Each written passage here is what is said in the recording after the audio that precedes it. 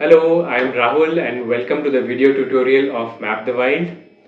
Map the Wild is a two-player light strategy game, a board game inspired by wild edible and medicinal plants of India. Let's start with getting to know about the components of the game. Let's unbox and see what's inside the game. At first we have the rulebook, then we have the matrix planner, which is basically a copy of what the playing mat is. Then we have a set of 50 cards divided into two decks. We have the playing mats and there are instructions for the playing mat. Each deck of 25 cards have 12 plant cards and 13 challenge cards. The challenge cards have detail about what the challenge is, which is the plant that can be used to overcome that challenge.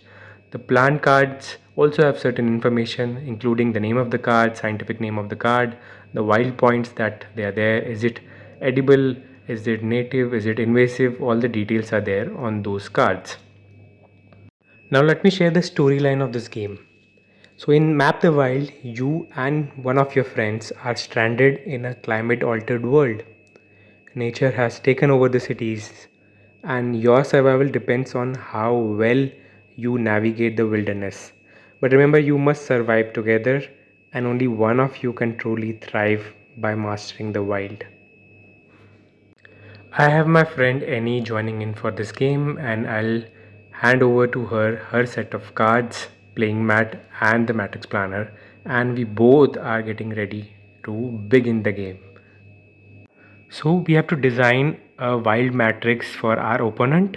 We have to create a trail of plant cards from the bottom left to the top right of the mat. We can use the matrix planner first and place the plant cards as you see while ticking and keeping the challenge cards in between. And this we have to do without sharing with our opponent. So the opponent must not know where the plant cards are and where the challenge cards are. They'll only know that the start box and the end box is a plant card, but they have to figure out the whole trail in between. And at this point of time you can use your strategies in placing these cards. While designing the trail, make sure the plant cards are connected, but feel free to block their way with a challenge card. Every challenge card has a remedy plant that neutralizes it, so place these strategically to make it tougher for your opponent. Remember, no plant card should be isolated. You have 7 to 10 minutes to complete the design. So Annie and I are ready and we exchange our places and sit with the trail that our opponent has designed for us.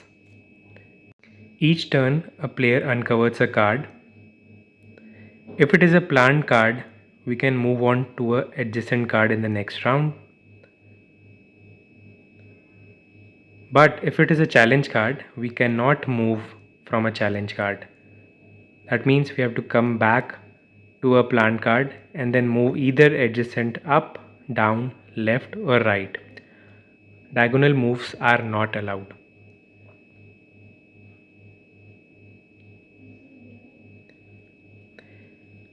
If you have a plant card already uncovered, that is remedy for a challenge card.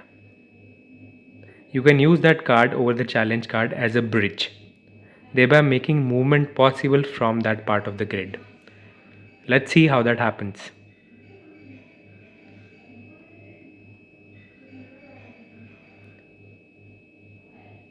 Okay, so this card is a plant card which is a challenge card. Yeah, so there's one card which is actually a plant card of Parthenium, which is also a challenge card.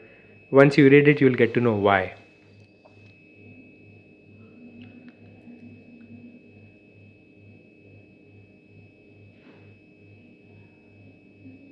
As the uncovering processes, you can see I have got one more challenge, but I also have the remedy for it. So let's see what I do. I make a bridge.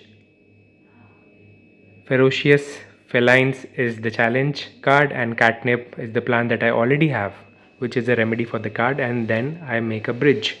Similarly, Annie gets a challenge card that she already has a remedy for, and she makes a bridge again. The game ends when both the player reach the top right of the mat and the player with the most wild point wins. But it doesn't mean that if one person reaches the end point, the game is over. The game will continue until both the players reach. As you can see, I am almost there, closer to the end point, and that's where I've reached the end point. So I've covered my distance from start to end, and Annie makes another bridge, and I've already reached there, and she also reaches there, and it's a game over for us. And now both of us do a little counting, a calculation. So the rule book also shares, and we also share that first we'll count all the wild points on the cards that we have uncovered. I've done 16, and then I'll count the number of bridges that I've made. I've made only one, so I get 1 point for that. And now I'll count the number of cards that I have not uncovered, which is 11 for now, and bonus cards because I reached one step earlier than any, so I get 1 for that. And he gets 17 from the plant points card, and from the bridges card she made 3, so she gets 3. No bonus card because she was the late to reach at the end, so she gets 0 as bonus, and down facing cards she gets 11, and the total she gets is 31, which is 2 points more than me. Annie won the game, and it brings us back to the strategy. While designing the trail, we have to make sure that the opponent does not make easy wild points and bridges. I congratulate Annie for winning the game. We both enjoyed the game. I hope you love the game too. If you have any questions regarding the game, you can write to us. The details are in the caption below.